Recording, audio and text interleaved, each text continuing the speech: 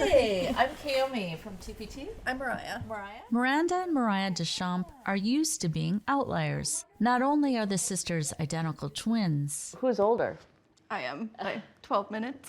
the 26-year-old care center nurses grew up in nearby Grand Portage and were able to buy a home right in Grand Marais. Usually if there is like somewhere to rent that's advertised, it's gone within like a day. But that's still to people who can actually afford it because the rent is usually over $2,000. And that's a lot to a lot of people in this town. The young women moved into their 3-bedroom, 1-bath home nearly 2 years ago. They say they agree on most everything, For the most part, we get along all the time. including keeping their home obsessively clean. I think it's gotten worse as we've gotten older.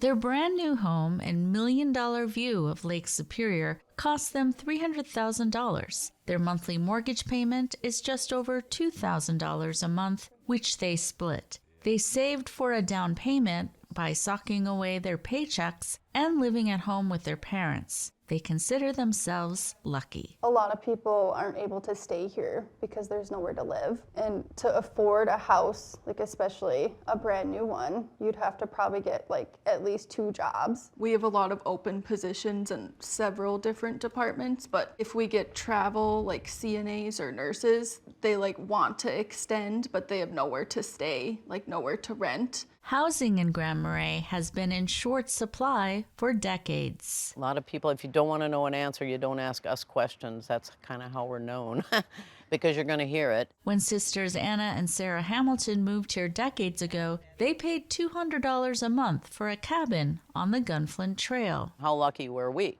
But that went away a long time ago. As soon as people discovered that they could make a lot of money renting out their cabin to people on a nightly basis or weekly basis, they did that. The longtime residents and restaurant owners decided to do something. The lack of workforce housing meant workers were working 2 or 3 jobs and sharing living space. People of all ages were getting priced out of their hometown. The majority of the people that come here need to be serviced. So that means the blue-collar little guy, that's what we've always been. So they're at the gas stations and the restaurants and the grocery stores and the gift shops, even the hospitals and the schools. They started with a 1-bedroom house. We had a woman approach us and said, if you were a nonprofit, I'd give you $100,000, and we just about fell over. And Hamilton Habitat was hatched. Now on their 9th home, they get the materials at cost from Anna's employer. They hire the labor and do a lot of the finishing work themselves. They find rare plots in town by good old sleuthing. In the winter, I go through the tax rolls and I write people.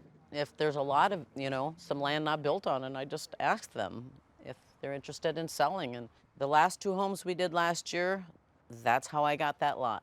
The Hamiltons' 2 new homes a year aren't going to solve all of Cook County's affordable and workforce housing needs, but many in the community say every home counts. We don't have a vacancy rate, so that's one of the challenges here. A study says Cook County needs up to 600 units by the end of 2026. This housing project is the first new development in a quarter century, 51 apartment units. About half will have income caps. It's built on land acquired from the city. Hale says 100 more area units are in the pipeline. Some blame short-term vacation rentals for the lack of workforce housing. Hale says it's not the full story. Every unit that's not being used for single family that could be is a net loss, so to speak, of units for housing.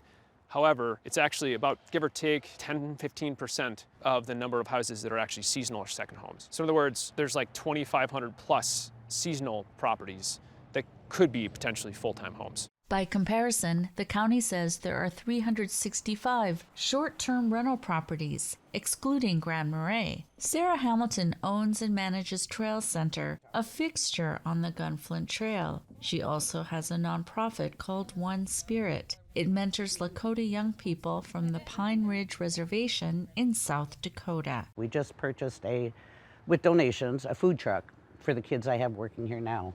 They're going to train on it next year and then take it home to the reservation with them and have their own jobs. And Anna has future plans too, including creating a village of workforce housing. The biggest thing for us, and I speak for you, is that people trust us. To have complete strangers send us money because they believe in what we do is one of the biggest compliments of my life. Locals say the community has embraced these Iowan transplants and the work they're doing. Hard workers, straight shooters, you don't have to guess, but very much loved. People respect them. I'm glad they're here.